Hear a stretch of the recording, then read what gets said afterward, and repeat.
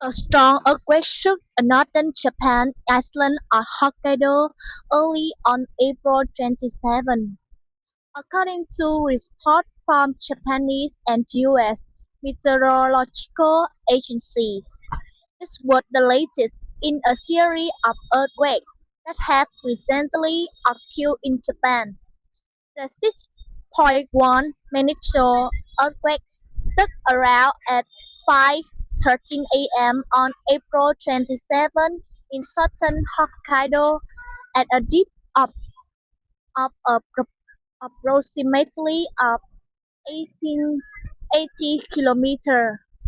According to Japan Meteorological Agency and the U.S. Geological Service, no tsunami warning was issued, and the USGS predicts that the threat to life and property damage would be minimal because the affected area, located about 200 kilometers east of Japan, is sparsely populated.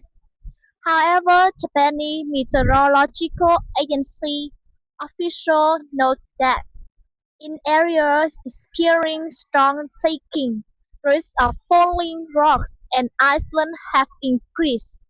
A few hours earlier, a 5.1 magnitude earthquake had occurred offshore, several hundred kilometers south of Hokkaido. This earthquake happened less than a week after Japan's meteorological agency warned of an increased risk of earthquake, measuring 8 magnitude or higher following the 7.7 magnitude earthquake off the coast of Iwate Prefecture on April 20. The April 20 earthquake injured 5 people and shook large buildings in Tokyo, hundreds of kilometers from the epicenter. The tsunami waves measuring 80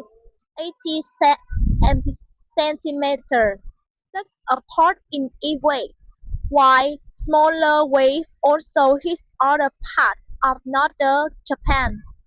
Afterward, the Japan Meteorological Agency warned that the likelihood of another major earthquake is greatly higher than under normal circumstances. Japan is one of the most seismically active countries in the world. The tsunami of four major tectonic plates along the western edge of the Pacific Ring of Fire, the archipelago home around 125 million people, experienced about 1,500 earthquakes each year. For roughly 18 of the world's earthquakes, Japan is still haunted by memories of the massive 9 magnitude undersea earthquake in 2011, which triggered a tsunami that killed or left missing around uh, 1,500 people and caused nuclear meltdown at the Fukushima nuclear power plant. Thank you for listening.